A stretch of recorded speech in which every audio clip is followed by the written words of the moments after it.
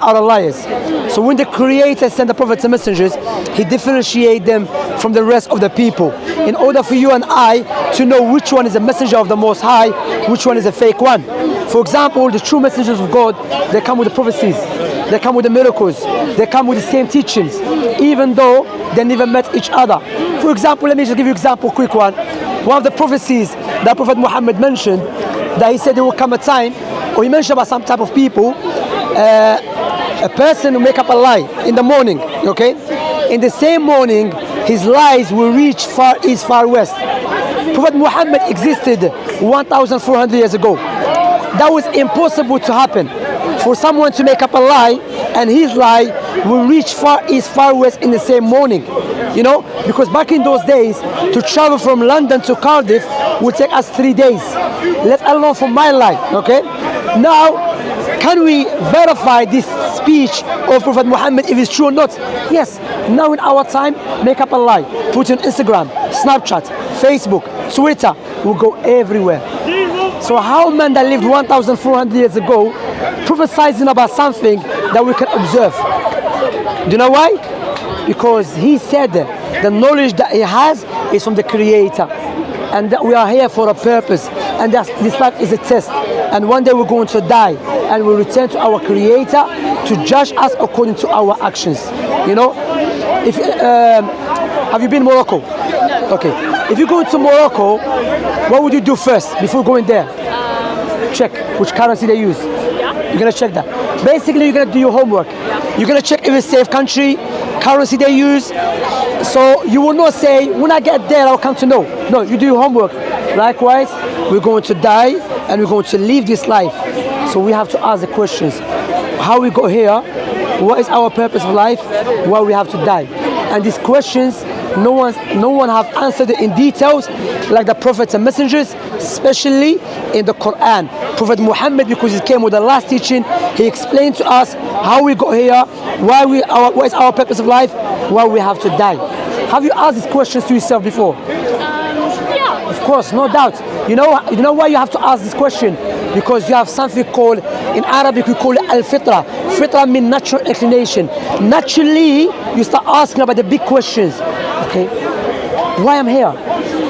What is my purpose? Am I just here to eat and drink and go clubbing and smoke, or I'm here for greater wisdom? So when these questions come to you, because you have something called natural inclination, likewise you sound reasoning. But those questions, as I've said, science cannot answer it. Whereas in the Quran, the Quran says we have created you. One of the reasons, the wisdom behind it, for a purpose of to worship the Creator. Likewise, as a test. Likewise, for the Creator to implement His names and attributes. Attributes of mercy, of love, of anger, of justice, of wisdom, of highness, you know. Likewise, to recognize one another. Is that clear what I said so far? Yeah. You know, let me give you an example. By the way, firstly, before I give you an example, do you believe there is a Creator? Yeah. Okay. So now, if I give you £2 million as a gift, I say, you know what? I'm having a nice conversation with you. I'm a billionaire. Don't ask me why. I'm a billionaire. I have too much money. I just want to give it away. I will give you £2 million as a gift. What would you say to me at least? Thank you very much. Would you remember me all the time? Of course, £2 million. Yeah. You know, you're gonna have a nice car. You're gonna remember Shamsi. Nice house, Shamsi. Now I will give you £2 million on a condition: give me your 2 eyes. No go. You see? You know why? Because your eyes is more valuable than £2 million. So why we are not grateful to the one that gave us our eyes for free? You see? You like that? Yeah. Okay. Now that's what is Islam based upon. Islam based upon the 2 testimony that I should worship, should be grateful, should be thankful to my Creator. The second question I will ask you, if you want to buy a gift to someone that you love, for example your mother, your father, would you buy a gift that you love or your mother love? Your mother love. Likewise, if you want to worship the Creator, we should worship Him the way He loves, not the way we love, because the way He loves is objective, the way we love is subjective. That's why He sent Jesus, Moses, Abraham, Noah, Jacob, Ishmael, Isaac, Daniel, Jeremiah. The last of them is the Prophet Muhammad to teach us about our purpose of life. When you look at the teaching of Prophet Muhammad, you can see clearly this man must be the messenger of the Most High. I'll give you another prophecy. He said, Prophet Muhammad said, there will come a time when the interest, you know interest? Usually interest, yeah? Will become widespread. Even if you are not involved directly, will affect you. Even if you are not involved directly with interest, will affect you. And this is what's happening in our time. Lots of us, 2009, credit crunch. The reason because of interest affected everyone. How men that lived 1,400 years ago knew about something that we can observe and we can see right now. Because for you and I to know this man must be a messenger of the Creator. And if he's a messenger of the Creator, it's better for you and I to follow him. Otherwise, we'll be the losers. Is that clear? You see? So I can give you another one why Islam is the truth. Why Islam is the truth? Because Islam goes in line with our universal knowledge, our common sense. You know what is universal knowledge? Universal knowledge, naturally you know that you should worship one God. There's one creator. Naturally you know that for something to come into existence must have a creator. Naturally you know that oppression is wrong. You see? So when Allah sent the messengers, especially Islam, Prophet Muhammad, he sent him with the legislations that goes in line with that. Worship one God, believe all the prophets and messengers, Moses, Abraham, Noah, Jacob, Isaac, all of them, because all of them came to call us to worship one God. And when we die, Islam speaks about that in detail. We believe there's a life of the grave.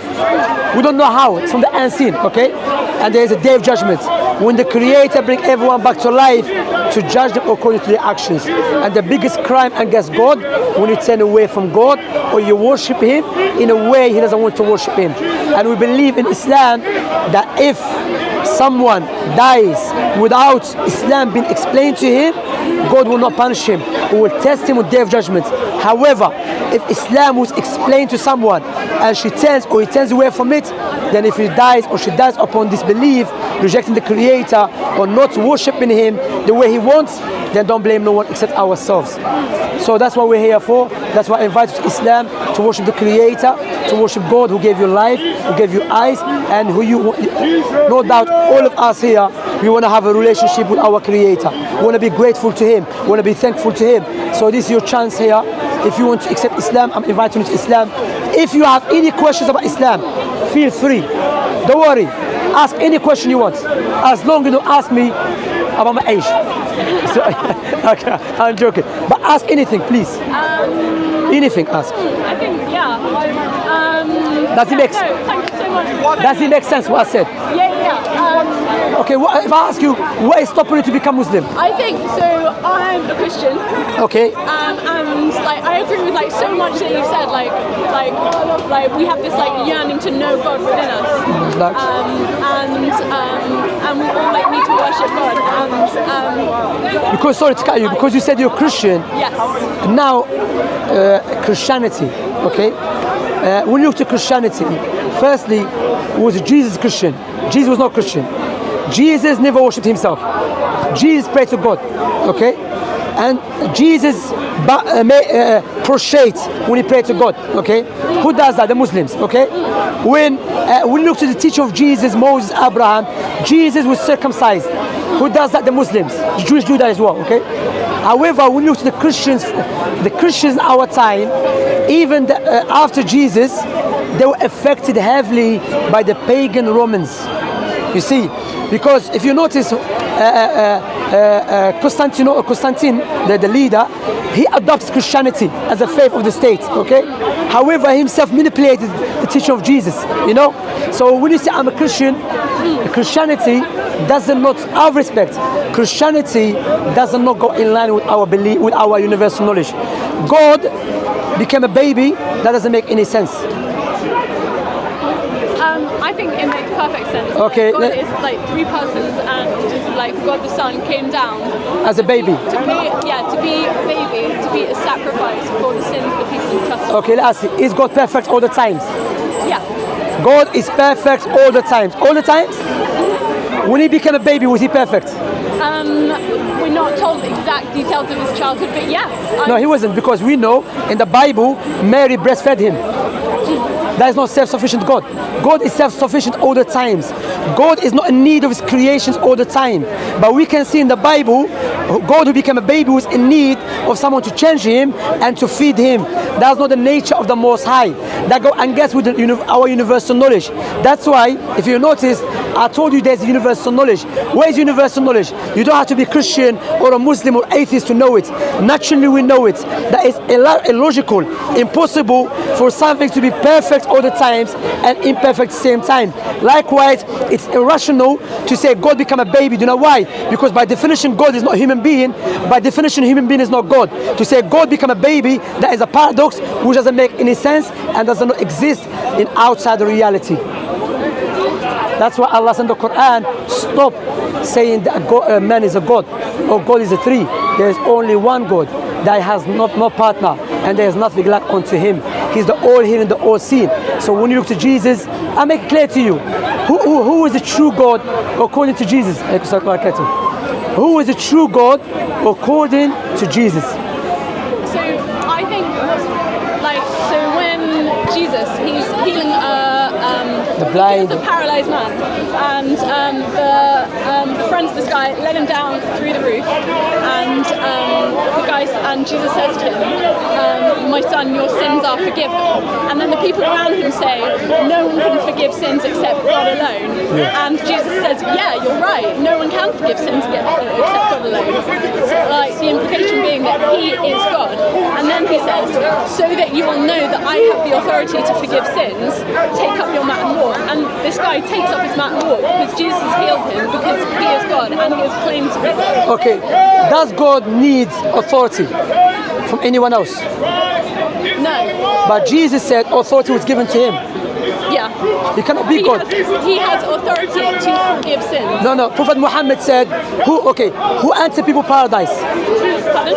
Who enters people in paradise? God. Prophet Muhammad said to his companions, "You be in paradise. You be in paradise." That doesn't mean he's God. What it means that he's saying what God tell him. So Prophet Muhammad, the man came to him, he said, "Your sins be forgiven." Doesn't mean Prophet Muhammad is God, meaning that Prophet Muhammad, Jesus, Moses, all of them speak on the authority on behalf of God because they are the messengers of God. But before we move on, I ask you a question, you haven't answered out of respect here. Who is the true God according to Jesus? Both God the Father and himself, God the Son. Jesus said the only true God. Jesus said that, yeah? The only true God is the Father. He never said him. So by forgiving that guy's sins and saying only God can forgive sins, and also saying that he is forgiving sins, No, but saying, I am God. No, but he said the only true God. Okay, Jesus said the only true God is the Father, not the Holy Spirit, not the Son. That clearly he cannot be the same God who is who you claim. Because I'll give you another one. Does God know everything all the times? So yes, but sometimes he voluntarily limits his power. When he came down to earth as a man, so he limits his power. Yeah, he limits that's contradiction, though. He voluntarily limits his power some other time. But it's contradiction. No, it's not. So I'll tell you why. Is God all powerful all the times? Yes, but sometimes he chooses to limit that power. But that go against all the times. Like human form. But that go against all the times. If you tell me I'm perfect all the times, then you say I choose to make mistake. That's contradiction. Because by definition, if you say all the times is perfect, you are negating to be imperfect any times. So if you say I'm perfect all the times, then you said willingly I became imperfect. That's contradiction. You are contradicting yourself. So you cannot say you are, because meaning that's why we say God has no beginning, no end. His perfection, perfect all the times. Today, yesterday, in the future, after the creation, all the times. So that's why, look, what you do in our respect, you are struggling because you believe in something in a book will go against your universal knowledge. So what you do when you try to fight against universal knowledge, which the Creator has given you to believe in a book that we don't know who wrote. That's what you're doing, seriously.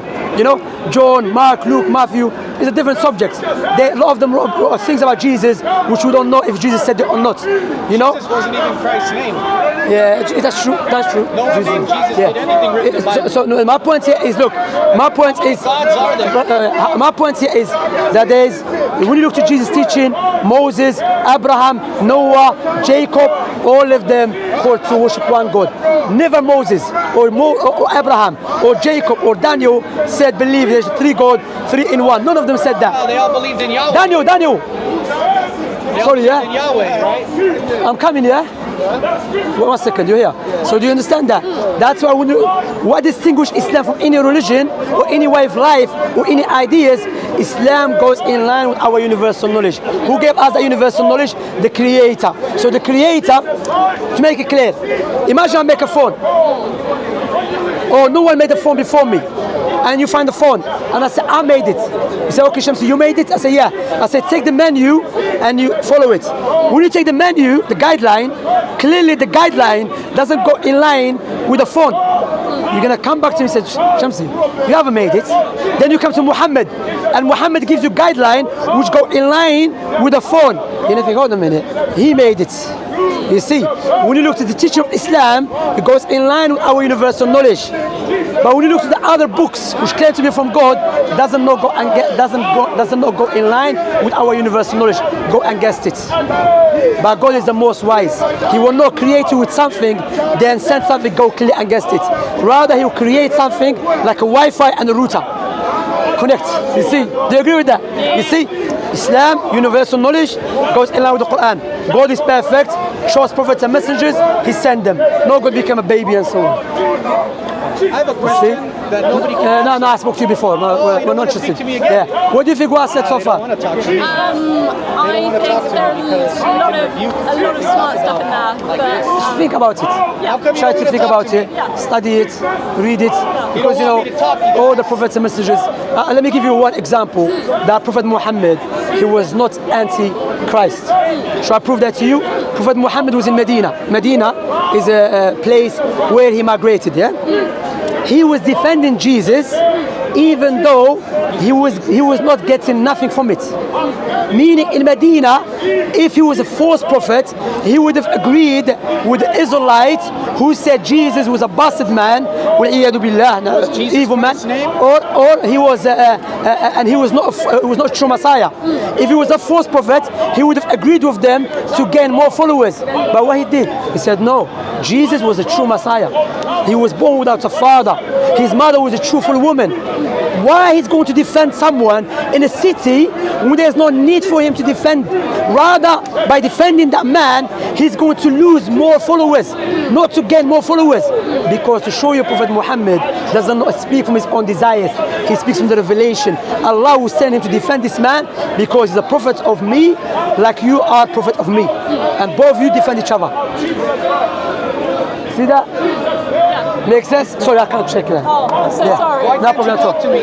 You know, as a Muslim, to just clarify Why won't you that, debate we as a me? Muslims, we're not allowed to touch women's hand, People don't debate even from me Muslims. because I As long destroy she's their if she's our relative family, we're allowed to touch her. Sure. But non-relatives, just because some people they think, if not a Muslim, if she's a Muslim, you're allowed to touch her. No. Even if she's a Muslim, if she's not my relative, I'm not allowed to touch her. That makes a lot of sense. I don't. Do you have anything something to give her to read? Nothing. I have nothing. But hopefully, check. you for explaining. Thank you very much. Anyone name one biblical prophet? whose Have you read the name Quran? gives Do you have glory Quran? to Yeah, give me one. Just I want to give you a God, gift, please. Jesus. Because I know many prophets. spoke to him named before. Jeremiah, He was just gonna shout. Hezekiah, Nehemiah, Obadiah, Messiah. Hallelujah. But he won't speak to me.